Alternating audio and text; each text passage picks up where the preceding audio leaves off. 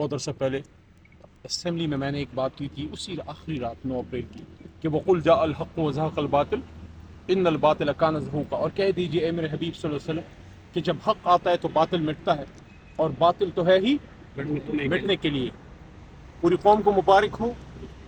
آج خدا کر کے بالآخر خدا کر کے اسلام آباد ہائی کورٹ سے ایک فیصلہ ایسا آیا ہے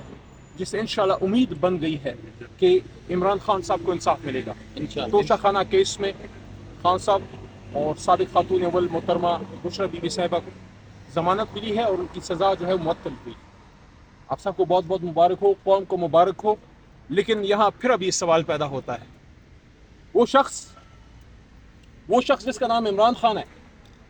جس کی ایک دستخط پہ، بیٹ پہ، شرٹ پہ، جس کی ایک پکار پہ لوگ کروڑوں روپے نچھاور کرتے ہیں،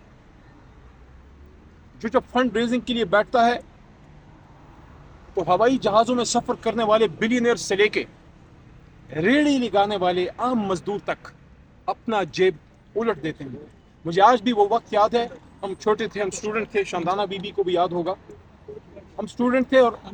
عمران خان صاحب شوکت خانم کے لیے نکلے اور خواتین نے اپنی بالیاں اور اپنے بینگلز اور اپنے کنگن سونے کے وہ اٹھا کے اپنے اس نوجوان پہ، اپنے اس ہیرو پہ نچھاور کرتی تھی شوکت خانم کے لیے کہ تم اپنی ماں کے نام پہ کینسر اسپتال بنا رہے ہو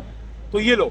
یہ ہم تم پہ اپنا سب کچھ تن من دھن جو ہے وہ نچھاور کرتے ہیں۔ شرم نہیں آئی ان لوگوں کو اس آدمی پہ توشہ خانہ جیسے ایک معمولی چیز کا ان پہ الزام لگانے کا کہ عمران خان صاحب کیا وہ کرپٹ ہیں؟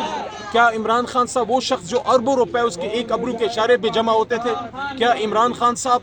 وہ اس طرح کی کسی کرپشن میں انوالو ہوں گے؟ آج وہ سرخرو ہوئے ہیں، ونڈیکیٹ ہوئے ہیں، انشاءاللہ سائفر سے بھی ونڈیکیٹ ہوں گے، انشاءاللہ القادر سے بھی ونڈیکیٹ ہوں گے۔ اور القادر کیا ہے؟ ایک ٹرسٹ ہے، ایک یونیورسٹی ہے کہ جس میں ہمارے بچوں کو تصوف، انبیاء کرام، صحابہ کرام اور اللہ والے لوگوں اور اولیاء کرام کے بارے میں پڑھایا جائے گا، اور اس کا وہ بینیفیشری ٹرسٹی ہے۔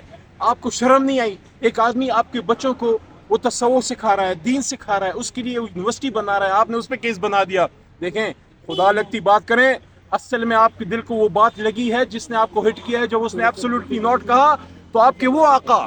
جن کے ساتھ آپ کے دل دھڑکتے ہیں، جن کے حکم پہ آپ ریموٹ کنٹرول چلتے ہیں نا، تو وہاں جب عمران خان صاحب نے بات کی ہے نا تو اس طوطے کو تکلیف پہنچی ہے جس میں آپ کی جان ہے۔ انشاءاللہ عمران خان صاحب سرخرو ہوں گے اور باقی کیسوں سے بھی بری ہوں گے۔ بہت شکریہ۔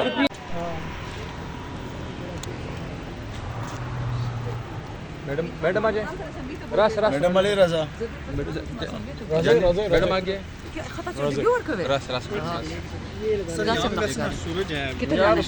ٹھیک ہے علی بھائی، آپ کو دیکھ کے ویسے بھی ریفلیکشن اس کی ہوتی ہے۔